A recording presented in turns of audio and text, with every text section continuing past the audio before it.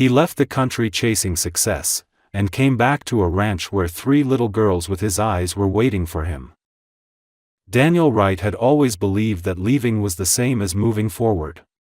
Opportunity rarely waited, and when it did appear, it demanded speed, focus, and sacrifice. Standing in the departure hall with his passport in hand, he told himself that this trip was temporary, that success now would mean stability later, that everything else could wait. That was how he justified the knot in his chest as he glanced back one last time. Hannah Miller stood a few steps behind him, trying to memorize the shape of his shoulders, the familiar line of his profile, the way his brown hair fell slightly over his forehead when he was tired. She smiled when he looked at her, because smiling was easier than explaining what she was feeling.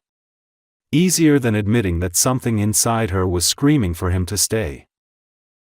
"You'll be back before you know it," Daniel said, confident and reassuring, as if repeating the words could make them true. His blue eyes were bright with ambition, already focused on a future that stretched far beyond this airport. Hannah nodded. She wanted to believe him. She wanted to say so many things that pressed against her ribs, but fear kept them trapped there. Fear of being inconvenient. Fear of being the reason he hesitated. Fear that if she spoke now, she would hear the answer she was most afraid of. "I know," she replied quietly. They hugged, brief and careful, the kind of embrace people share when they assume time will give them endless chances later. Daniel picked up his bag and turned toward the gate without looking back again. Hannah watched until he disappeared into the crowd, then stayed standing long after she should have left, her hands clenched tightly at her sides. 2 weeks later, the world shifted. Hannah sat alone in her bathroom, staring at the test in her trembling hands as if it might change its mind if she waited long enough. The silence was deafening, broken only by the hum of the lights overhead. When the reality finally settled in, it didn't arrive as panic, but as a heavy, grounding certainty. Pregnant. Her first instinct was to call Daniel immediately. Her fingers hovered over his name on her phone, heart racing as she imagined his voice, his reaction, the long pause before he spoke. She pictured him in a foreign city, surrounded by meetings and unfamiliar streets, building something he had chased for years. The image made her chest tighten. She didn't call. That night, she lay awake staring at the ceiling, one hand resting on her stomach as if the gesture alone could protect what was growing inside her. Questions crowded her mind, each one heavier than the last. How would she tell him? When would be the right time? What if he thought she was trying to stop him from becoming the man he wanted to be? Days passed, and then weeks. Hannah moved through them carefully, hiding her nausea, forcing herself through work, smiling when people spoke about plans and futures she could no longer imagine clearly.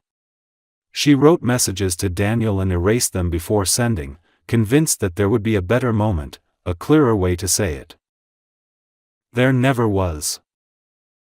By the time she finally accepted that the truth could no longer be delayed, Daniel was already deeply embedded in his new life abroad. His messages were shorter now, filled with updates about deals and deadlines, optimism and exhaustion. Hannah read them all, replying with encouragement she didn't entirely feel. She told herself she was protecting him. She told herself she was protecting the child. She told herself many things. What she didn't know yet was that silence, once chosen, has a way of shaping entire lives.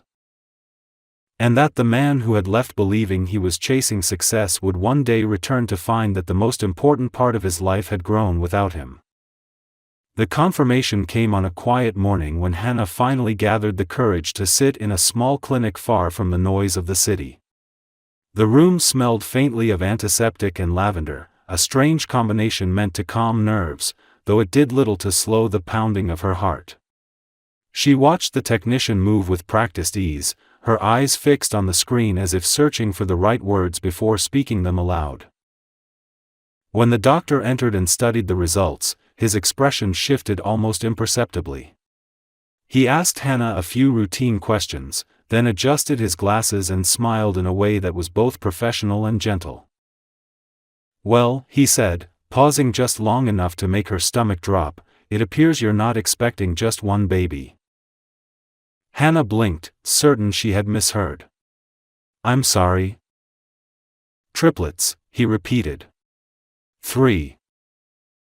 The word echoed in her mind, expanding until it filled every corner of her thoughts. 3 babies. 3 heartbeats. 3 lives growing quietly inside her while the man who had helped create them stood thousands of miles away, unaware. The enormity of it made her dizzy, and she gripped the edge of the chair to steady herself as the doctor continued speaking, explaining risks, monitoring plans, and the need for frequent checkups.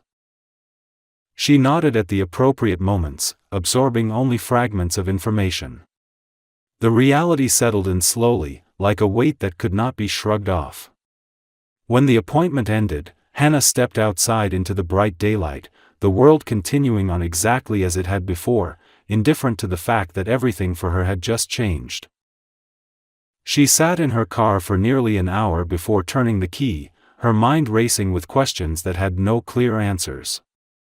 How could she possibly manage 3 babies alone? Where would she live? How would she work? And, inevitably, how would she tell Daniel? That evening, she opened her laptop and began researching obsessively. Articles about multiple pregnancies filled the screen, each one more overwhelming than the last. Risks, expenses, sleepless nights, emotional strain. Every paragraph added another layer of fear, but beneath it all, something else began to take root. A fierce sense of responsibility, sharp and unyielding. She tried to call Daniel that night. The phone rang twice before she ended the call, her hand shaking. She imagined his face when she told him, the way his jaw would tighten as he processed the news, the calculations that would inevitably follow. She knew him too well. He would return, not out of joy, but obligation. And the thought of that hurt more than being alone. Days turned into weeks as her body began to change more noticeably. The nausea intensified, exhaustion settled deep into her bones, and even simple tasks left her breathless. Friends commented on how pale she looked, how tired she seemed. Hannah brushed it off with vague excuses, guarding her secret with a mixture of fear and determination.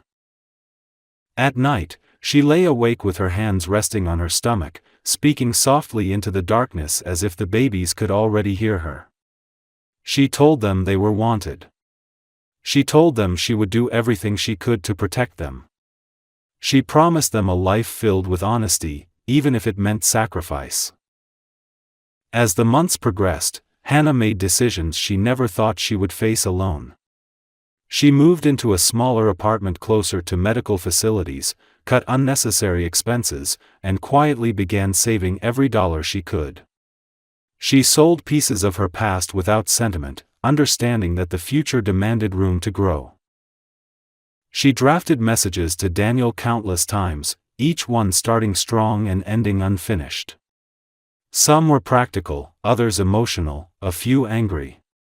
None of them felt right. The distance between them grew not in miles, but in silence, and Hannah wondered if she was building a wall she would one day regret. Still, she waited. She told herself she would speak when she was stronger, when she had answers, when she could stand on her own without needing anything from him. She convinced herself that independence was protection, that if she could face this alone, she could face anything. What she didn't realize yet was that by choosing silence, she was also choosing a future shaped entirely by that choice. And once the path was set, turning back would no longer be simple. The pregnancy progressed with a rhythm that was both relentless and unpredictable, each week bringing new challenges Hannah could never have prepared for. Carrying 3 children demanded more from her body than she thought possible, and there were mornings when simply getting out of bed felt like an accomplishment. Her doctor monitored her closely, adjusting appointments and schedules as the strain became more apparent, gently reminding her that rest was no longer a suggestion but a necessity. Hannah tried to follow the advice, but rest came with its own kind of fear. Stillness gave her mind too much space to wander, and in that silence questions returned with sharp persistence. She thought about Daniel often, not with anger, but with a quiet ache that settled deep in her chest. She wondered what he was doing at that exact moment, whether he ever thought of her, whether he would even recognize the life growing without him if he saw it now. Her body changed rapidly. The curve of her stomach became impossible to hide, and strangers began offering unsolicited advice in grocery store aisles and waiting rooms. Some smiled kindly, others stared openly, clearly trying to calculate how one woman could possibly be carrying so much. Hannah learned to keep her answers brief and her smile polite, protecting her story from curiosity she did not have the energy to satisfy.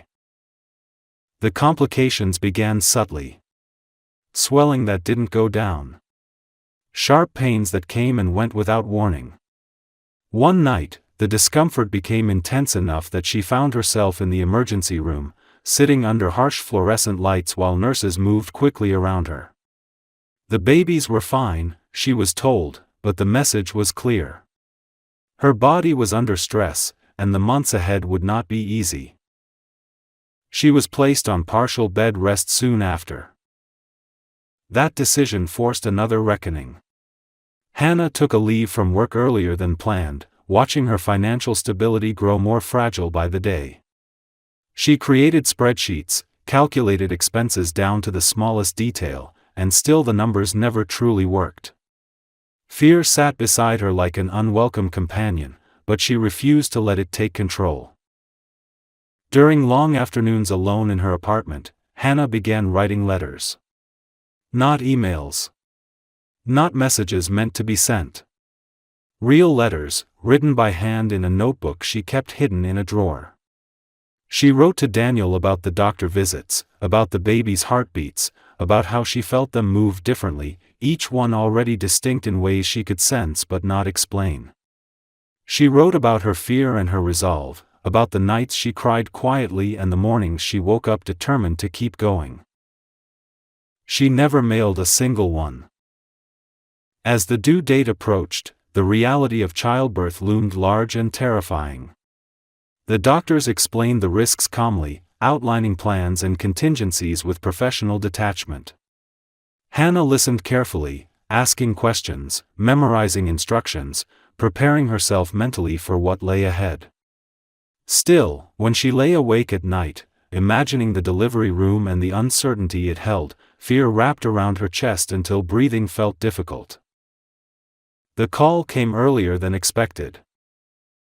Late one evening, pain spread across her abdomen in waves that did not fade. Hannah knew instinctively that this was not something she could wait out. She grabbed her bag, already packed for weeks, and called a neighbor to drive her to the hospital. As the car moved through dark streets, rain streaking the windows, she pressed a hand to her stomach and whispered reassurance to the babies, her voice trembling but steady. The delivery was long and exhausting, filled with instructions shouted over the steady rhythm of medical equipment. Hannah drifted in and out of awareness, clinging to the sound of her own breathing as her body gave everything it had left. When the first cry rang out, sharp and insistent, tears streamed down her face without permission. Two more followed soon after, overlapping and urgent, filling the room with life. 3 girls. Emma. Lily. Grace. They were placed briefly against her chest one by one, small and warm and impossibly real. Hannah's exhaustion melted into something fierce and protective, a love so intense it nearly overwhelmed her. In that moment, the fear receded, replaced by certainty.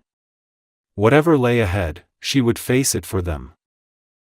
Later, alone in the quiet of the recovery room, Hannah stared at her daughters sleeping in their bassinets, their tiny faces nearly identical, their breaths shallow and even.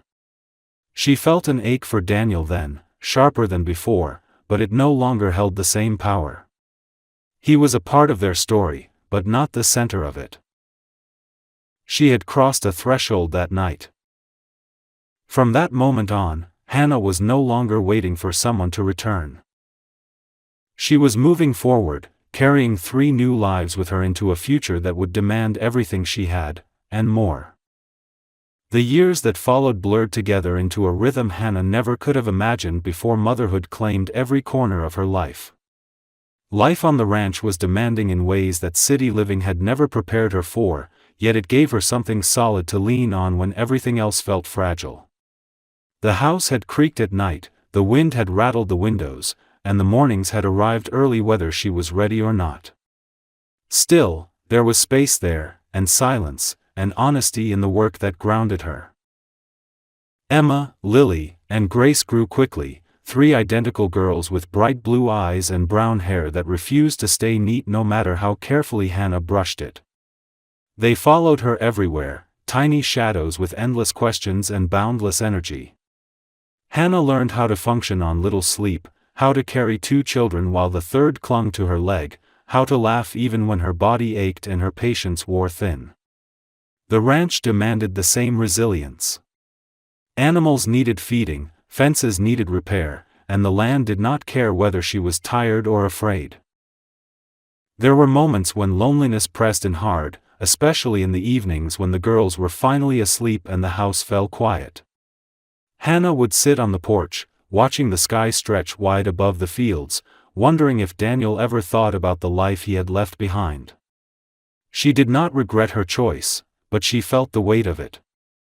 Raising 3 children alone left little room for doubt, yet doubt sometimes found her anyway. The girls turned 4 in a blur of scraped knees, birthday candles, and laughter that echoed across the open land. They loved the ranch with the kind of devotion only children could give, running barefoot through the grass, chasing chickens, and wearing their small cowboy hats with exaggerated seriousness. Hannah watched them grow into themselves, each with subtle differences she knew by heart even if others struggled to tell them apart. It was on an ordinary afternoon that everything changed. Daniel had returned to the country quietly, without announcements or celebrations. Success had followed him overseas, but it had not brought the satisfaction he expected. The deals were complete, the money secured, yet something felt unfinished. On impulse more than intention, he decided to drive beyond the city limits, letting unfamiliar roads guide him somewhere quieter. He did not recognize the ranch at first. The land looked different, more alive, filled with movement and sound. He slowed the car when he saw 3 small figures running across the yard, their laughter drifting through the open air. They wore cowboy hats too big for their heads, chasing each other in a game only they understood. Then he saw Hannah. She stood near the fence, watching them with a smile that held exhaustion and pride in equal measure. Time seemed to collapse in on itself. Daniel pulled the car over without fully understanding why his hands were shaking. He stepped out slowly, his heart pounding as he took in the scene before him. The girls stopped running when they noticed him, curiosity replacing laughter as they studied the stranger. Daniel's breath caught painfully in his chest when he saw their faces clearly. The resemblance was undeniable. The same blue eyes stared back at him, wide and unafraid. The same expression he had seen in his reflection for years. His certainty faltered, replaced by a realization so heavy it made his legs feel weak. Hannah turned at the sound of the car door closing. For a moment, neither of them spoke. The years between them stretched wide and unspoken, filled with choices that could not be undone. Hannah's expression shifted from surprise to understanding, and then to calm resolve. "Daniel," she said quietly. The girls looked up at her at the sound of his name, then back at him, sensing the importance of the moment even if they did not yet understand it. Daniel opened his mouth, then closed it again, words failing him for the first time in his life. He looked from Hannah to the girls, his mind racing through memories and timelines, each one confirming what his heart already knew. Are they? He began, his voice barely steady. Hannah did not rush to answer. She rested a hand on the fence, grounding herself before meeting his gaze. Therefore, she said calmly. And yes. They're yours. The world did not shatter. It went completely still. Daniel stood there, staring at the three little girls who had grown into existence without him, the weight of what he had missed settling heavily on his shoulders. The ranch, the land, the life Hannah had built all stood as quiet proof of years he could never reclaim. And in that stillness, he understood with absolute clarity that nothing in his life would ever be the same again. Daniel did not remember how long he stood there after Hannah spoke. Time seemed to lose its meaning as the reality of her words settled into him layer by layer, each one heavier than the last. 3 daughters. 4 years old. His daughters. The truth pressed against his chest until breathing felt difficult, and for the first time in his carefully controlled life, he had no response prepared. The girls broke the silence before he could. Mom, one of them asked, tugging lightly at Hannah's hand. Who is he? Hannah lowered her gaze to them, her expression gentle but firm, the way it had become over years of answering hard questions with honesty suited to a child's world. This is Daniel, she said simply. He's someone important. Daniel flinched at the restraint in her words. Important, but not named. Not defined. He understood immediately that this was intentional, a boundary drawn not in anger, but in protection. The girls studied him openly now, their identical faces tilted in curiosity. One adjusted her cowboy hat with exaggerated seriousness, another squinted slightly as if trying to see something deeper than his appearance, and the third smiled at him without hesitation, as if sensing no danger at all. Daniel felt something tighten painfully in his throat.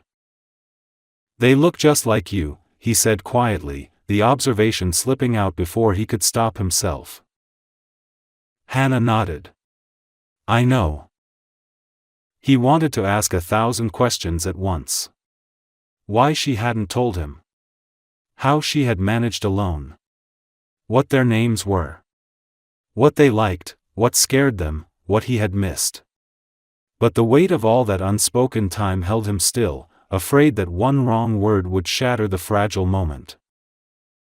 I didn't know, he said finally, his voice rough. I swear to you, I didn't know. Hannah looked at him for a long moment, her expression unreadable. I believe you, she said at last. But belief doesn't change the past. The truth of that landed harder than accusation ever could. The girls grew restless, the intensity of the moment stretching beyond their patience. One ran off toward the barn, calling for the others, and soon all three were laughing again, their attention shifting effortlessly back to their world. Daniel watched them go, his chest aching with the realization that their laughter did not include him, that their lives had formed without his presence. Can we talk? He asked quietly. Hannah hesitated, then nodded. She led him a short distance away, far enough that the girls could not hear but close enough to keep them in sight. The ranch stretched around them, wide and open, leaving no place for words to hide. I went looking for you, Daniel said, the confession spilling out now that it had begun. When I came back, I thought. I don't know what I thought. I just didn't expect this. I didn't expect it either, Hannah replied calmly. Not at first. And then I stopped expecting anything from you at all. Daniel lowered his gaze, shame settling deep in his chest. Why didn't you call? Email? Anything? I did, she said quietly. At least, I tried. And then I stopped, because you were building a life, and I didn't want to be the reason you came back out of obligation instead of choice. He looked at her sharply. You should have given me the choice. I made one, she answered. For them.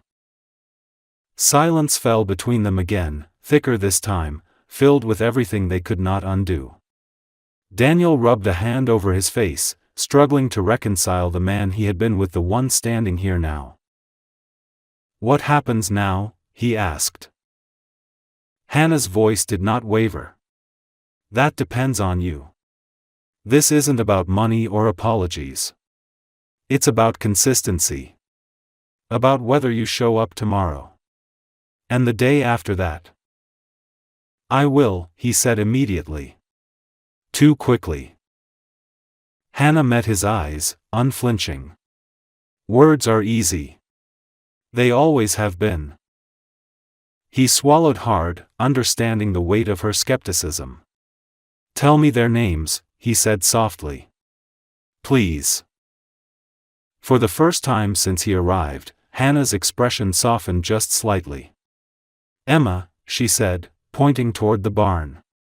"Lily. And Grace." Daniel repeated the names under his breath, as if committing them to memory could somehow make up for lost time. Emma. Lily. Grace. 3 lives that had grown without him, 3 chances he had never known he was missing. As the sun dipped lower in the sky, casting long shadows across the land, Daniel felt the certainty of his old world crumble completely. There were no contracts here, no negotiations, no guarantees. Only a woman who had learned to survive without him and 3 little girls who owed him nothing. And for the first time, Daniel understood that if he wanted a place in this life, he would have to earn it one quiet, ordinary day at a time. Daniel began coming back the very next morning, not because he thought it would earn him forgiveness, but because Hannah's words had settled into him with uncomfortable clarity. Consistency was not a promise, it was a pattern, and patterns were built quietly, day by day. He arrived early, before the girls woke, parking his car at the edge of the property as if unsure whether he truly belonged there yet. At first, Hannah kept their interactions practical. She did not invite him inside. She did not offer coffee. She acknowledged his presence with a nod and continued her routines, moving through the morning with the efficiency of someone who had learned not to rely on help.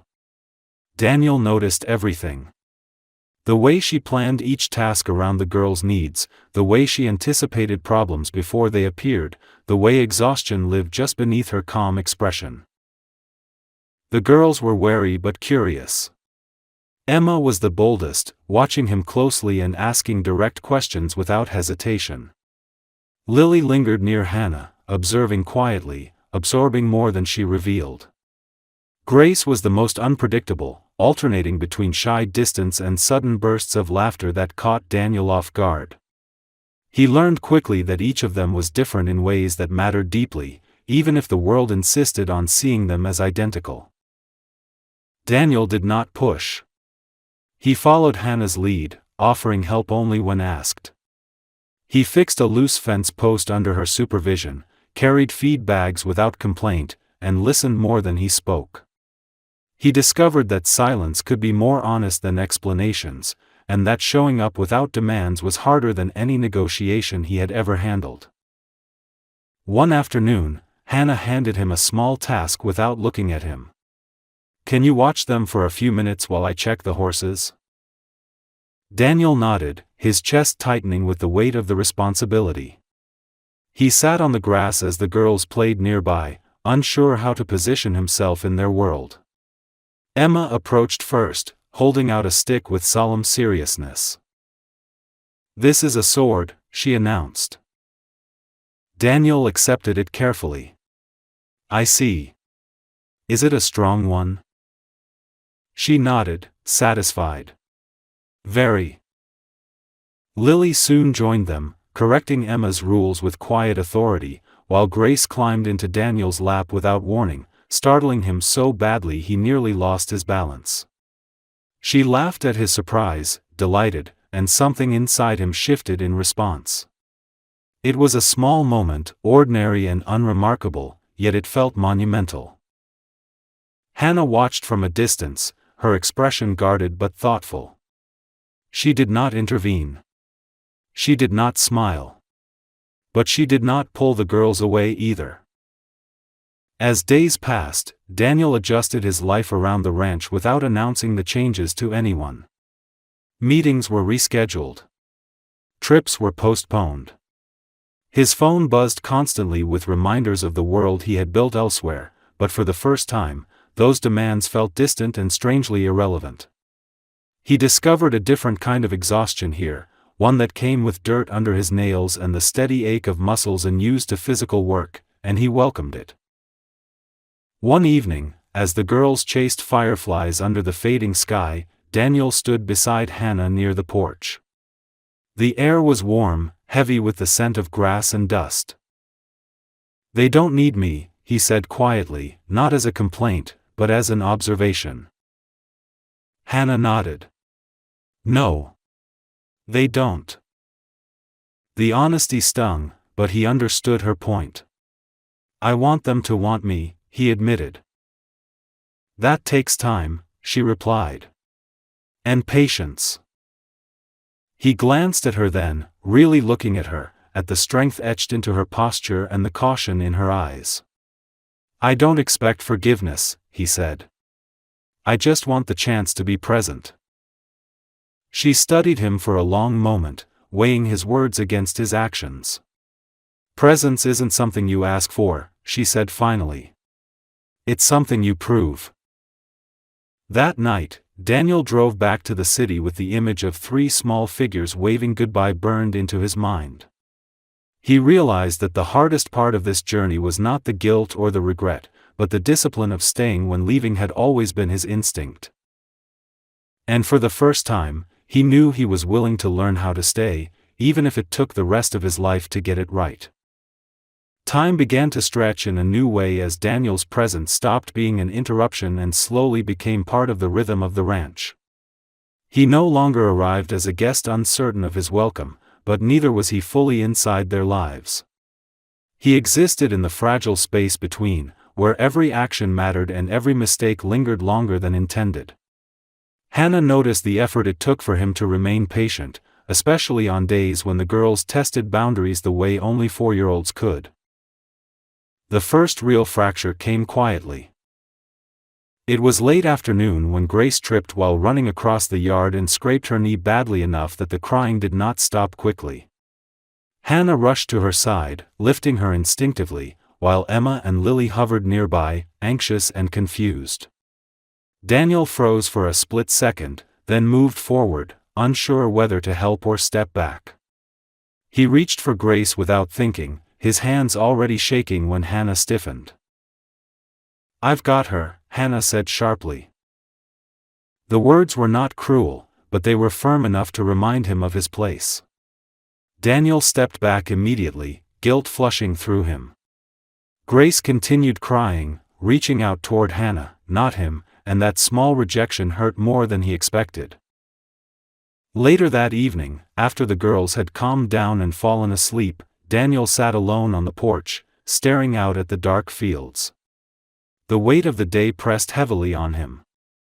He understood Hannah's reaction logically, but emotionally it stirred a familiar fear, the one that whispered he would always be too late, too distant, too replaceable.